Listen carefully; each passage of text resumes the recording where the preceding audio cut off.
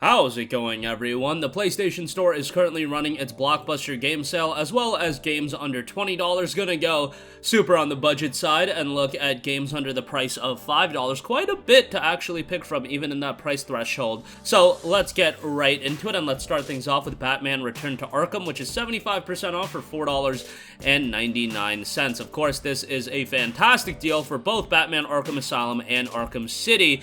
I know some people go back and forth on which Arkham game is their favorite. For me, I think Arkham City is fantastic. I think that game, from a content standpoint, world standpoint, gameplay standpoint, and narratively especially, I just thought Arkham City was a fantastic game. Arkham Asylum is really good as well, even though it does show its age a little bit, given that Asylum came out all the way back in 2009.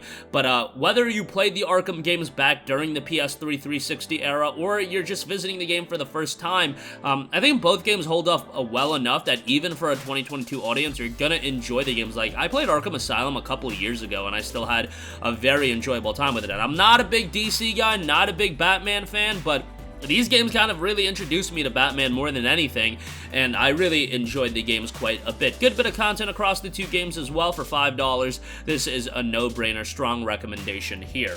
Next up, want to give a shout to Naruto Shippuden Ultimate Ninja Storm 2, which is 75% off for $4.99. Now, whenever I talk about the Naruto titles, I do want to mention that if you are looking to pick up the entire collection, I would wait for the Naruto Storm Legacy collection to go on sale. That goes on sale for as low as like $14, and that includes Storm 1 through 3 as well as Storm 4 and Road to Boruto.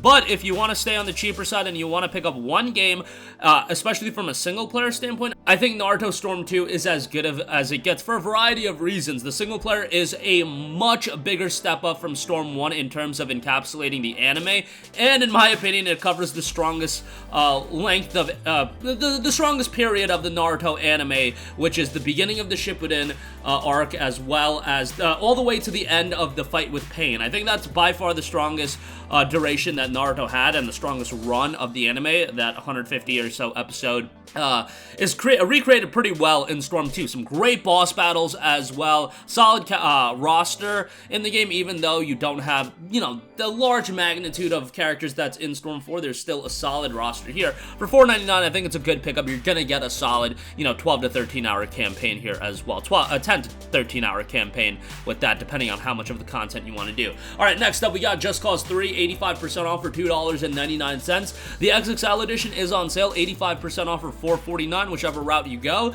I think Just Cause 3 is a pretty good time. You know, when this game came out back in December of 2015, absolute train wreck, absolute S-show as far as performance goes, and that was across all platforms. It was not a good time. Is Just Cause 3 perfect now? Absolutely not. Is it much better? It is.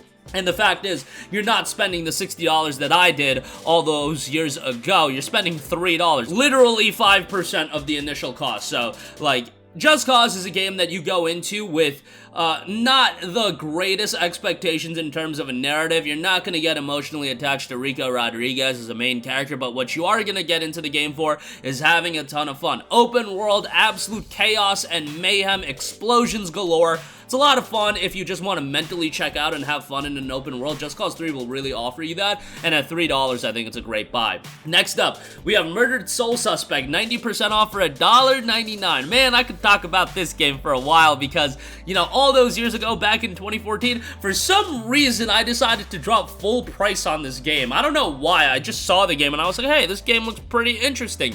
And it was a pretty interesting game. Was it a game worth $50, $60? Absolutely not. However, what you do have is a very interesting mystery game here with some supernatural elements. Narratively, it's pretty cool, and it's got this cool supernatural setting with a lot of intrigue going on for it. Some of the gameplay aspects leave a lot to be desired, and no, I would never spend $50 or $60 or recommend spending $50 to $60 because this dummy over here did spend, I believe it was $60 when it initially came out, but I wouldn't even pay the $19.99 MSRP it's down to. You pay the sale price, $1.99, absolutely worth it at like that if you are looking for a pretty interesting mystery game. I think you're gonna have some fun with that. Next up, we have Cat Quest 1 and 2. Cat Quest 1 at 324, Cat Quest 2 at 374. Cat Quest 2 does add cooperative play if you do want to check that out. You know, Cat Quest is a super charming game. It's very much on the easy side. This is the antithesis of what to expect out of an Elden Ring. It's a cute game. It's a game that's accessible to any age range, and it's a game that, you know, you're not going to break your controller playing. It's a pretty relaxing game that's easy to go through. And I don't know, cat games seem to be in these days after the success of Stray, so check out Cat Quest as well. Very, you know, enjoyable RPG that doesn't take itself too seriously and is designed to be more of an accessible title, and at these price points, 324, 374, decent pickups there. Next up, if you want an over-the-top bullet hell title, Nex Machina is a really good one. And guess what? This game's done by Housemarque, a studio I'm sure you guys are very familiar with these days after their work on Returnal. But they've been doing these over-the-top, you know, particle effect heavy action titles for a long time. Super Stardust HD, Dead Nation, and so on and so forth. Alien Nation. They've done a lot of these titles. And Nex Machina is one of those titles that doesn't get a lot of buzz, but it still embodies that soul and spirit of a Housemarque title being an over-the-top arcade action title. I think you'll have a lot of fun with this one. At $5, I feel like it's a pretty good buy, so definitely give it a shot. Next up, we have God Eater Resurrection, 75% off for $4.99.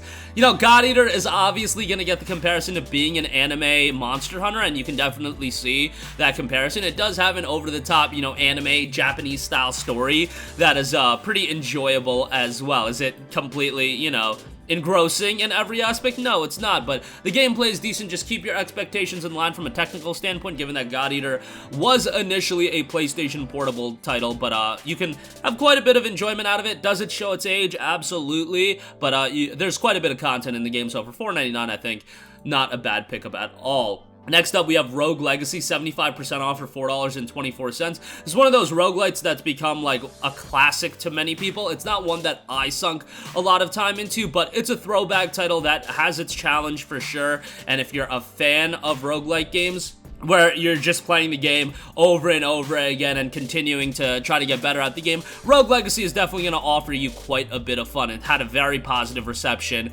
across all platforms, like an 85 on Metacritic, so go check it out for $4.24. I feel like that's a pretty good deal, all things considered. And lastly, want to give a shout out to Need for Speed Rivals, 75% off for $4.99. Yes, this was a PlayStation 4 launch title, one of those games I picked up at launch, and you know, Need for Speed, I feel like doesn't get the buzz that it once had. Like the Need for Speed Most Wanted days are kind of long behind us, but Need for Speed Rivals I thought was a pretty good game. Some of the AI made me absolutely like furious, but overall it's like a visually pleasing game, had some good gameplay outside of the AI, and a good bit of content as well. So if you want an arcade racer, Need for Speed Rivals will fit that bill. At $4.99, I think it's an okay pickup, so go check that out if you're looking for a racer on the cheap. So that is going to do it for me. Again, a lot of game deals available right now, and these two major sales are ending this week, so you guys know how the PS Store works.